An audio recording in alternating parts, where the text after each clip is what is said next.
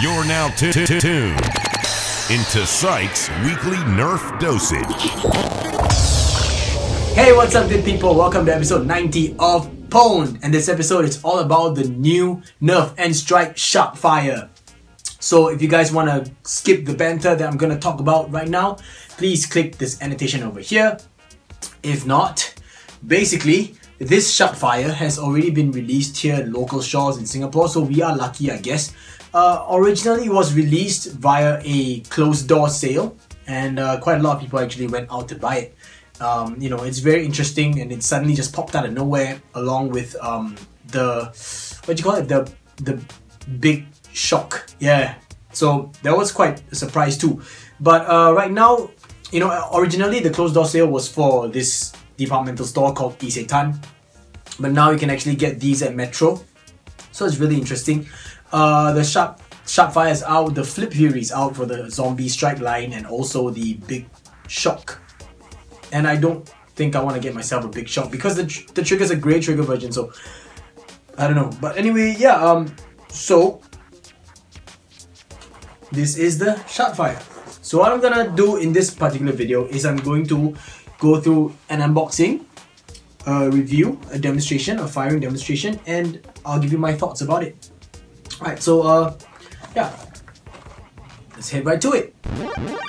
Presenting to you guys the Sharpfire, and it's an N-Strike Sharpfire. As you guys can tell, all the speculation and all those other people who have reviewed this blaster so far already have informed everyone that this is not an elite line blaster, which is unfortunate because, you know, of all the things that Nerf has gone through, now the treatment of the box and everything seems like the elite treatment, but this is a non-elite blaster that doesn't get any elite ranges at all whatsoever. It says 6-in-1 convertible blaster, which is really interesting. Okay, this is what it's packaged in. It's held in by, like, I don't know, like plastic strings, and they give you a total of 10 darts. As you can see, it's 5, so 10 darts as a stock, the blaster itself, and a barrel.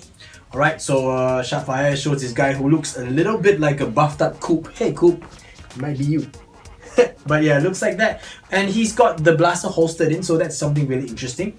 And on the back, they only advertise to you the cross bolt at the back, which is an up-and-coming blaster that everyone wants to get, and we're all speculating about what kind of a firing system this crossbolt is. But this is the back, and they kind of show you all the different styles. As you can see, the 6 styles is one without the barrel, another with the barrel, one with the stock, without the barrel, with the stock, and the barrel with the stock folded, and in this way, which is basically holstered onto your pants or your belt loop. And yeah, all these I'll just skip.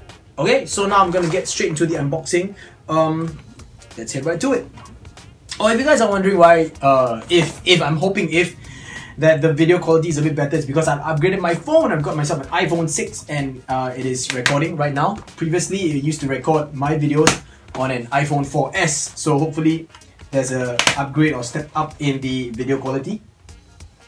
Right, so just snip off all of these. I'll take the blaster out.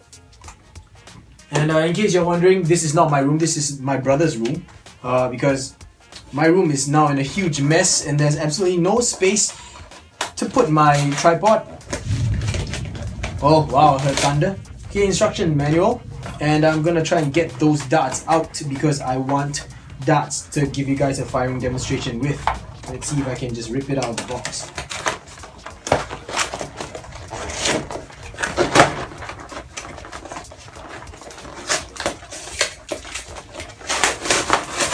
There we go. Darts are out. Oh, whoa, whoa, don't drop everywhere.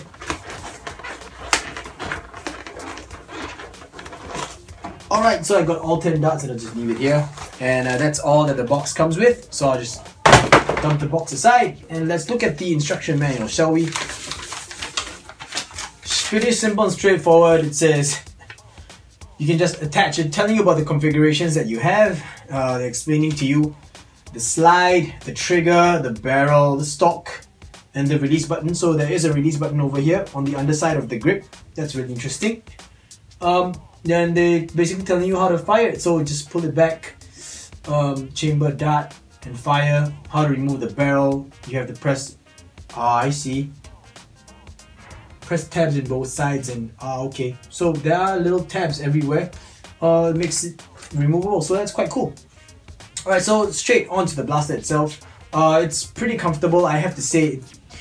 The first thing that I thought of when I actually saw it in person was the lock and load. You guys remember the vintage lock and load? It used to be known as the most comfortable pistol blaster Nerf ever produced, and this is honestly pretty damn comfortable.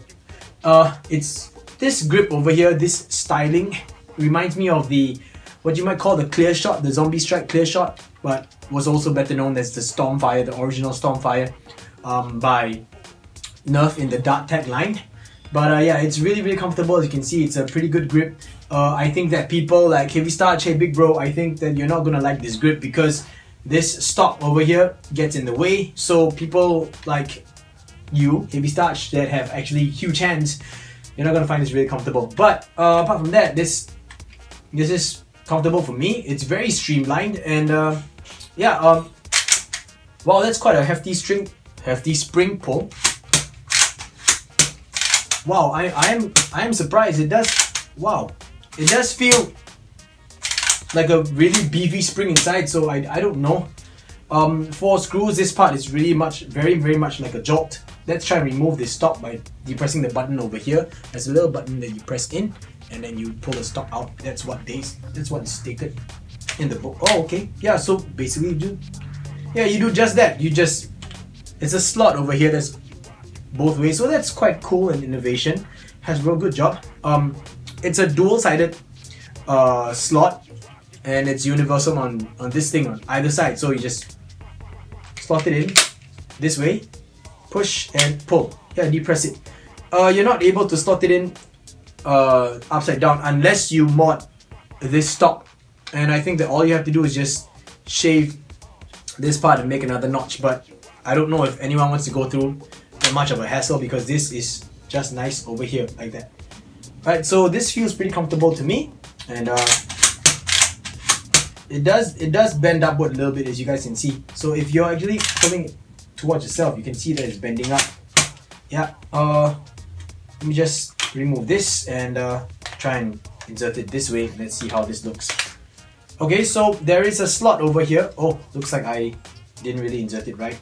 Let's try it again. And I'm fumbling with this thing, and that's not very good, is it? Doesn't seem to want to. Wow, doesn't seem to want to come out nicely, but it did anyway. So I think you're supposed to kind of slot the barrel that matches up this over here like that. Then it goes in the stock. That's what I think, or I like to believe.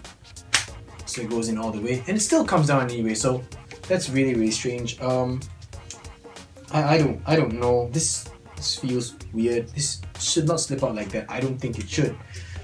Alright, let's try it again. See what we can do, guys. Just make sure everything lines up very nicely, and okay, so there we go.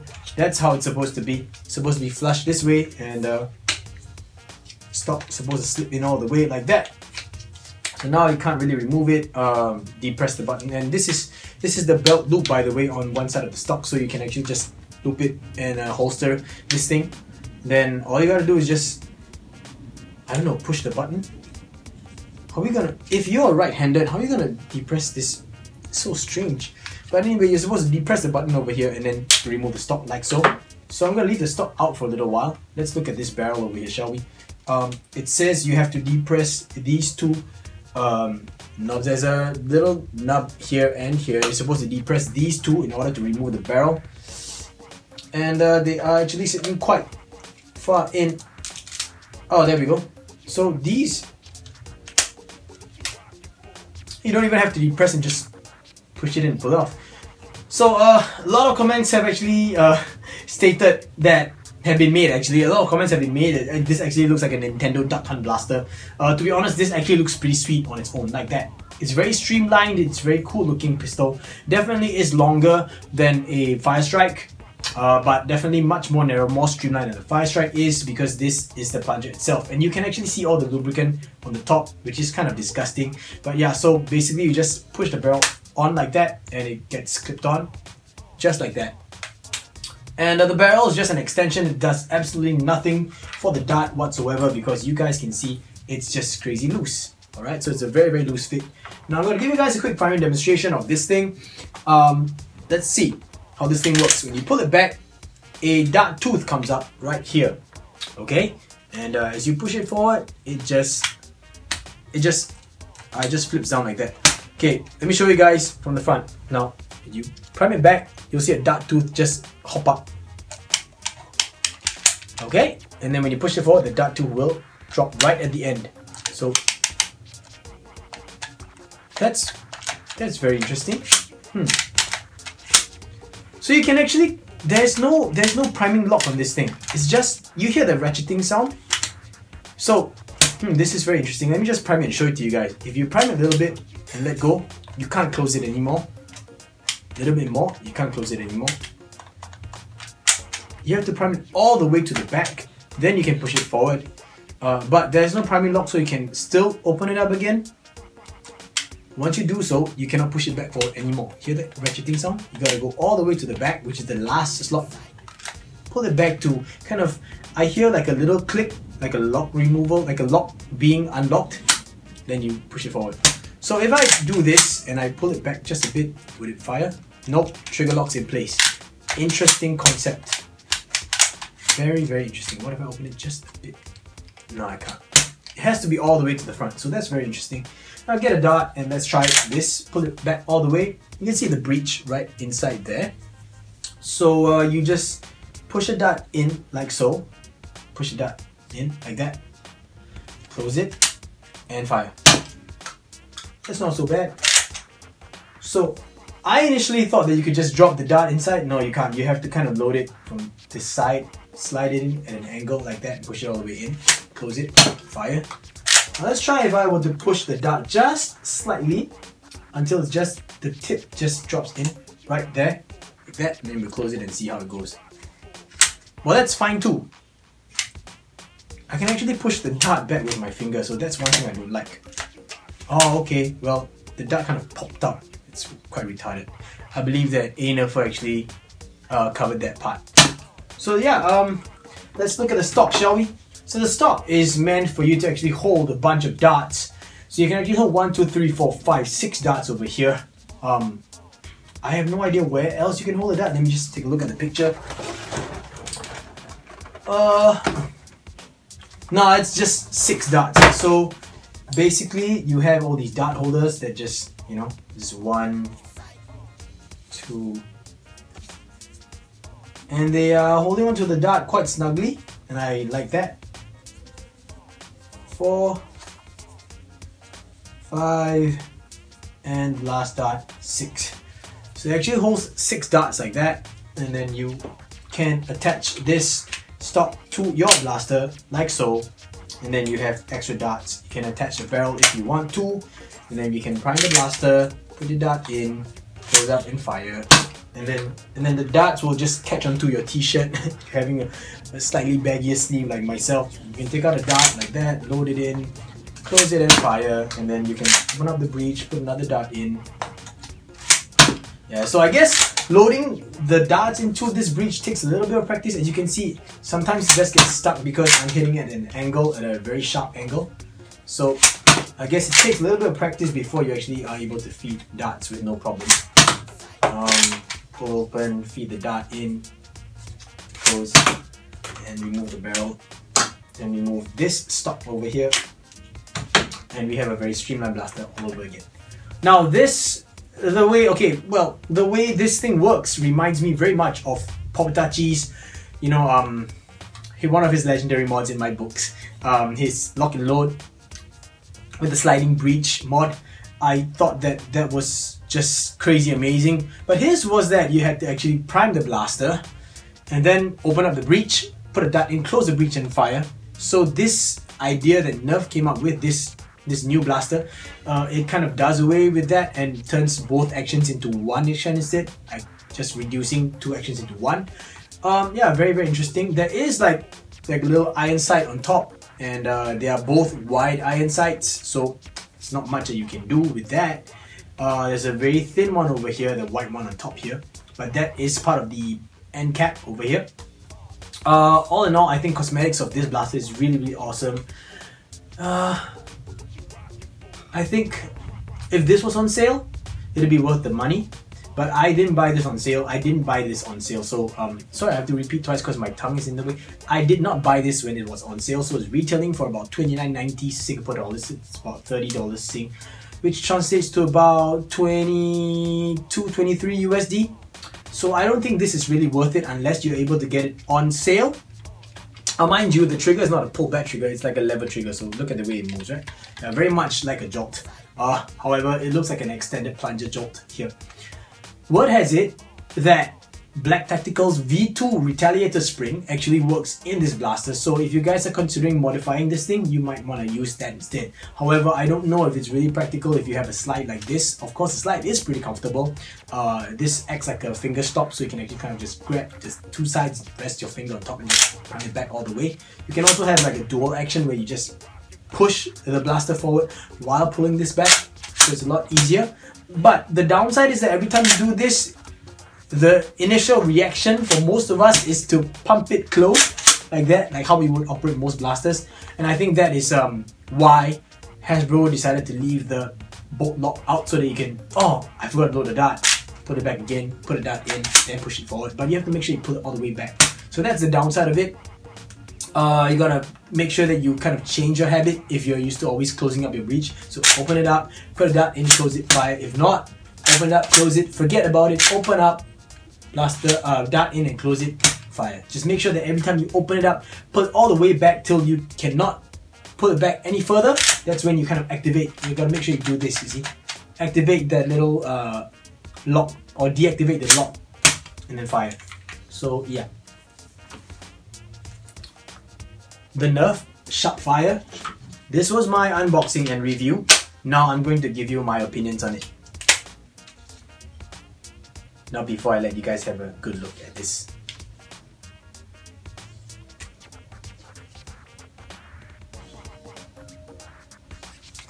Yeah, my thoughts is this is a very interesting concept that Hasbro is trying to do.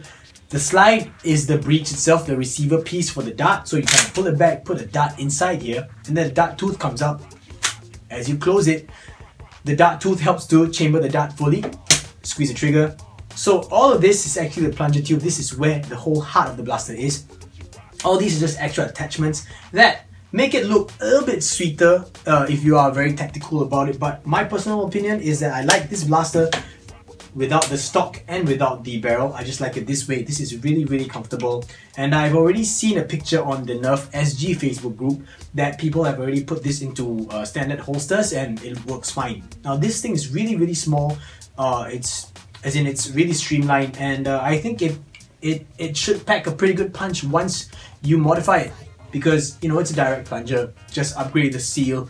You might want to consider brassing it the way that Nerfer did, awesome Nerfer. But for me, I just want to see if I can do anything else.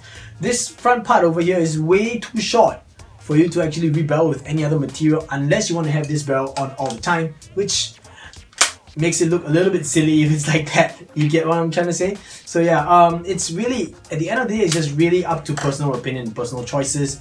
For me, this blaster, if you can get it cheap, go ahead and get it. If not, just don't bother unless you really want the shell. Then yeah, you might consider doing that. But for 30 Singapore dollars, I don't think this is really worth it. If it's like 20, then yeah, it's still considerable. Because I remember how the Triad actually is going for $17 over here. So comparing this to Triad, Triad still's getting elite ranges as compared to this, right? Yeah, so I guess that's the end of the video. Alright, before I cut the video off, I just want to say that I was out shopping late last night. Me and my girlfriend, we actually went to watch The Hobbit. It's a pretty good show. I have not watched The Hobbit, any other shows of The Hobbit before, so I have to say I'm sorry. But it's a really good show. I watched all three of the Lord of the Rings trilogy and I thought that was really good. So The Hobbit was a nice prequel to that. But we were shopping, we were walking around a cafe, and we entered left foot, bought my girlfriend a pair of shoes, you know, just for like a gift. And the sales assistant actually said, "Hey, are you pSyk?" And I was like, "Whoa, okay, cool. This is my brother." loves you. I was like, oh man, he said he watches your videos and he's crazy into modding and everything. So I promised him I'd give you a shout out. So I might have gotten your name wrong, and if I did, I'm really sorry, but I believe that your name is Clement Chen. If not, then it's Clarence Chen or Chan. I'm so sorry, okay, because no Clement and Clarence. Yeah, and I apologize, but I just want to give you a big shout out. You know who you are. Say hi to your brother for me, and keep modding. So from what I heard from him, he says that you're into modding, so keep modding. Keep on practicing, keep pushing this hobby to its limits, and let's all have fun in this together. So you know, if you're free, just drop me a comment in this comment box below, and I'd like to hear from you. That's about it, guys. Thanks for watching this video. This is my unboxing, firing demonstration, and review of the Nerf Sharpfire. I hope that you guys like it. If not, then I'm sorry, but this is my opinion. Alright, so if you like this video, I hope you guys give me a thumbs up, and if you are not subscribed, I hope that you guys consider subscribing to my channel, where I make Nerf videos weekly. Yeah, so that's the end of this video. I know that this week probably I have a little bit more videos than usual. That's because I kind of want to make up for lost time, but apart from that, that's about it. So till the next episode, guys, you know what I'm gonna say, right? Drills pay the bills and teamwork makes the dream work. Peace.